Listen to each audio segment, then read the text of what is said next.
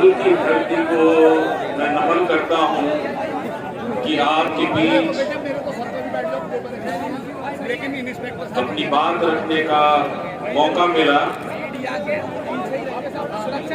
अपनी बात तो मैं रखूंगा ही, इससे पहले सभी लोगों को अस्सलाम वालेकुम, जय भीम, जय भीम, जय भीम, जय भीम।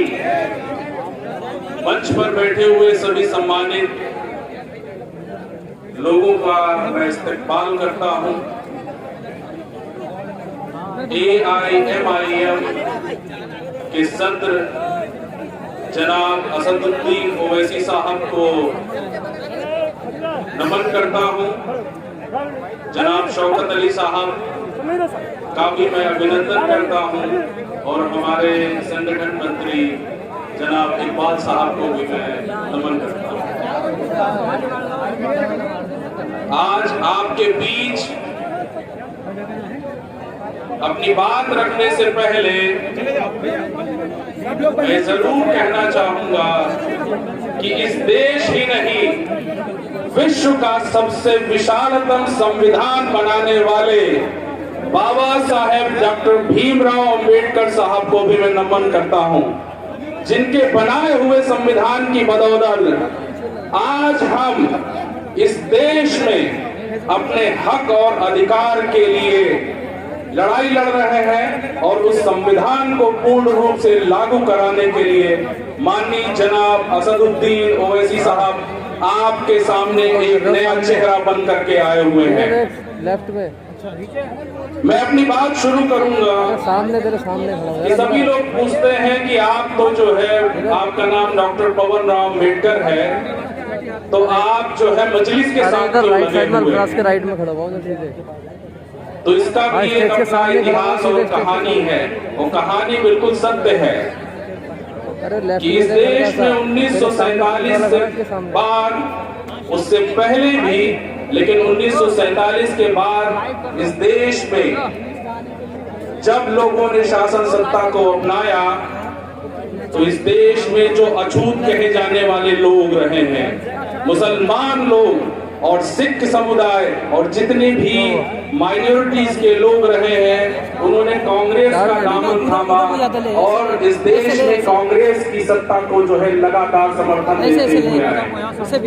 कांग्रेस ही ऐसी पार्टी रही है जिसने बाबा साहब को 1952 में उनके ही शिष्य, उनके ही अनुज के माध्यम से बाबा साहब को पार्लियामेंट में पहुंचने से रोका।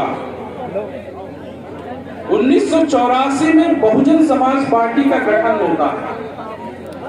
बहुजन समाज पार्टी का गठन मान्यवर कांशीराम साहब ने बाबा साहब के जन्म दिवस के दिन यह ऐलान करके किया कि इस पार्टी का जन्म इस देश में समता मूल समाज की स्थापना के लिए करेंगे। इस देश में सदियों से गैर बराबरी की व्यवस्था को जो सहते हुए लोग आए हैं, उनको इस देश का शासक बनाने का कार्य करेंगे। इस विचारधारा के साथ मान्यवर कांशीराम साहब ने सामाजिक और राजनैतिक आंदोलन की शुरुआत की और इस सामाजिक राजनैतिक आंदोलन में सिर्फ SC समाज, OBC समाज ही नहीं, मुसलमान समाज ने भी बढ़ चढ़ करके हिस्सा लिया और इस आंदोलन को जब आगे बढ़ा है तो इस आंदोलन ने 1995 में अपनी सरकार बना करके दिखा दिया कि हम इस देश के रहने वाले हैं, इस देश के शासक हैं और इस देश में हमारा संविधान चलेगा और इसी के आधार पर हम इस देश में संविधान को लागू कराएंगे। अब कांशीराम साहब के जाने के बाद बहुजन समाज पार्टी की विचारधारा में बदलाव हुआ।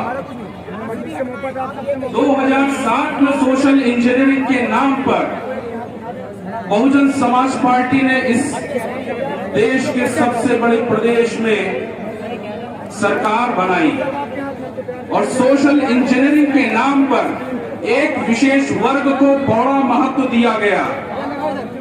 वो महत्व ब्राह्मण समाज को जा रहा है।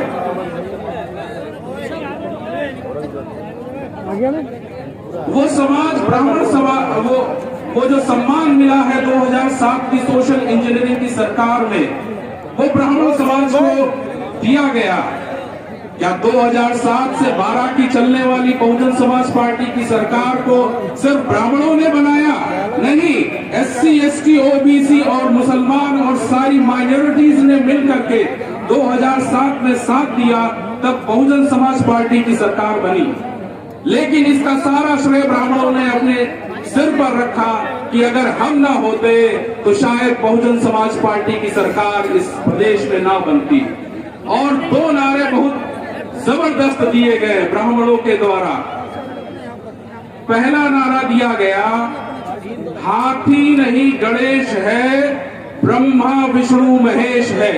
इस नारे के साथ ही बहुजन समाज पार्टी की जो विचारधारा रही है, समता मूलक समाज की स्थापना और गैर बराबरी की व्यवस्था को ध्वस्त करना, इस विचारधारा को इस नारे ने पलट दिया और इस नारे के साथ बहुजन समाज पार्टी में गैर बराबरी की व्यवस्था स्थापित होने लगी। इसका एक उदाहरण मैं आप लोगों को दूंगा जरूर, और सभी से मैं कहता हूं कि 2007 की सरकार बनते ही बहुजन समाज पार्टी ने सबसे पहले एससी समाज पर ही हमला किया और उन्होंने 2 गवर्नमेंट ऑर्डर पास किए, जिसमें यह कहा गया कि अगर कोई व्यक्ति एससी एसटी केस को लेकर के जाता है, एससी समाज का व्यक्ति, तो उसका केस तभी रजिस्टर होगा जब उसकी इंक्वायरी होगी।